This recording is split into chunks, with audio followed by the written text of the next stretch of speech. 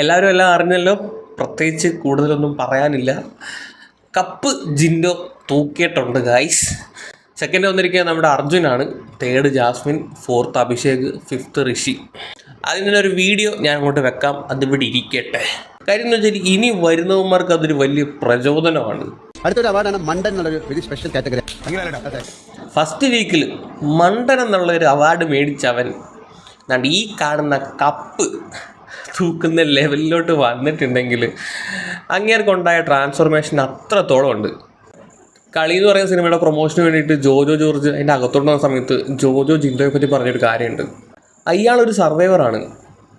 എനിക്ക് രക്ഷപ്പെട്ടേ മതിയാവൂ, ജയിച്ചേ മതിയാവൂ എന്നൊരു ലക്ഷ്യമായിട്ട് മാത്രം നടക്കുന്ന വ്യക്തിയാണ്. അതിൻ്റെ മുന്നിൽ പുള്ളി തോറ്റു കൊടുക്കില്ല. എന്ത് ചെയ്തിട്ടാണെങ്കിലും പുള്ളി രക്ഷപ്പെടും. സോ ആ പറഞ്ഞ വാക്ക് 100% എന്താ പറയുക, ശരിവെക്കാൻ തരത്തിലുള്ള ഒരു പെർഫോമൻസ് ആണ് ജിൻഡോ ബിഗ് ബോസ് ഹൗസിൽ അത് കാഴ്ചവെച്ചത്, ഇത്രയും നാൾ കാഴ്ചവെച്ചത്. ആ കൂടി ഇന്നത്തെ റിസൾട്ടിനകത്ത് ഒരു നിരാശ തന്നത് അർജുന് സെക്കൻഡ് കൊടുത്തതാണ്. സത്യം പറഞ്ഞാൽ സെക്കൻഡ് ഡിസർവിങ് ജാസ്മിൻ തന്നെയാണ്. അർജുൻ ഇതിനെ സെക്കൻഡ് കൊടുത്തത് മനസ്സിലാവില്ല. എനിക്ക് തോന്നുന്നു ബെസ്റ്റ് കാരുണ്യ പ്രവർത്തനത്തിനായെന്ന് തോന്നുന്നു. കാര്യം എന്ന് വെച്ചാൽ എല്ലാവരും തളർന്നു വീഴുന്ന സമയത്ത് ഫസ്റ്റ് വീക്ക് തൊട്ട് അർജുനായിരുന്നു പൊക്കി മെഡിക്കൽ റൂമിലോട്ട് കൊണ്ടുപോകുന്നത്. അങ്ങനെ ഒരു ആംബുലൻസ് സർജനോട് ഉണ്ടായതിൻ്റെ പേരിൽ പല ജീവനുകളോടെ രക്ഷപ്പെട്ടിട്ടുണ്ട്. അതുകൊണ്ട് ബെസ്റ്റ് കാരുണ്യ പ്രവർത്തനം മുൻനിർത്തിയായിരിക്കണം മേ ബി സെക്കൻഡ് കൊടുത്തത്. തേർഡ് വന്നത് ജാസ്മിനാണ്. ഒരു കണ്ടസ്റ്റൻറ്റും എങ്ങനെ ആകരുത് എന്ന് കൃത്യമായി പഠിപ്പിച്ചു തന്നൊരു വ്യക്തിയാണ് ജാസ്മിൻ. ഒരാൾ പോലും ബിഗ് ബോസ് ഹൗസിൽ ഇനി പോകുന്ന ഒരാൾ പോലും ഇങ്ങനെ കളിക്കരുത് എന്ന് കൃത്യമായി പഠിപ്പിച്ച വ്യക്തിയാണ് ജാസ്മിൻ. ജാസ്മിനിൽ നിന്ന് പഠിക്കേണ്ട ഏറ്റവും വലിയൊരു പാഠം അതാണ്, അങ്ങനെ ആകരുത്. ഫോർത്ത് വന്ന് അഭിഷേകാണ്. ഇത്രയും വൈൽഡ് കാർഡ് വന്നിട്ടും ടോപ്പ് 5 വന്നല്ലോ, അത് തന്നെ വലിയ കാര്യം. ടാസ്ക് കൊണ്ട് മാത്രം കളിച്ച് ജയിച്ച് ഫൈനൽ വീക്ക് വരെ വരാമെന്ന് അഭിഷേക് തെളിയിച്ചൊരു വ്യക്തിയാണ്. ടാസ്ക് കൊണ്ട് മാത്രം.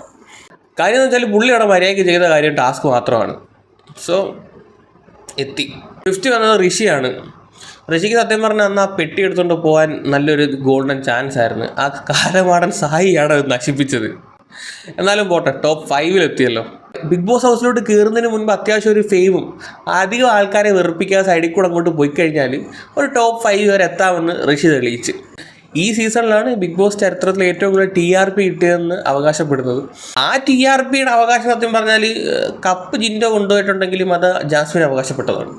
സത്യം അതുള്ളതുപോലെ നമ്മൾ പറയണമല്ലോ. ജാസ്മിൻ എന്ന് പറയുന്നൊരു വ്യക്തി തോളിലേറ്റിയാണ് ആ TRP അത്രയും കയറിയത്. ജാസ്മിനെ വിറ്റ് ഏഷ്യാനെറ്റ് കാശുണ്ടാക്കിയെന്ന് വേണമെങ്കിൽ നമുക്ക് പറയാം. വിൽക്കാൻ അവൾ നിന്ന് കൊടുത്തിട്ടാണ്. കാര്യം എന്ന് പറഞ്ഞാൽ ഇത്രയും അധികം ക്ലൂ കിട്ടിയ ഒരു കണ്ടസ്റ്റൻറ്റ് വേറെ ഇല്ല. ഇതൊക്കെ കേട്ടിട്ടും 100 ദിവസം വരെ അവൾ ആ കോഴിത്തരം വിട്ട് നിന്നില്ലല്ലോ. ചപ്രീ എന്നും പറഞ്ഞാൽ നിന്നല്ലോ. അന്നേരം പിന്നെ ഏഷ്യാനെറ്റിനെ കുറ്റം പറയാൻ പറ്റത്തില്ല.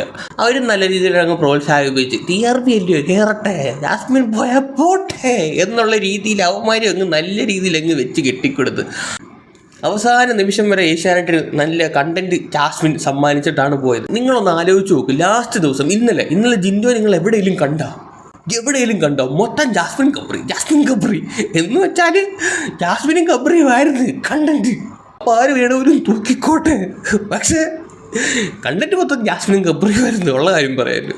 നമ്മുടെ നാട്ടിൽ ഏറ്റവും കൂടുതൽ സെല്ല് ചെയ്യാൻ പറ്റിയ സാധനം നെഗറ്റിവിറ്റിയാണ്. നല്ല അടിപൊളിയായിട്ട് സെല്ല് ചെയ്തിട്ടുണ്ട്.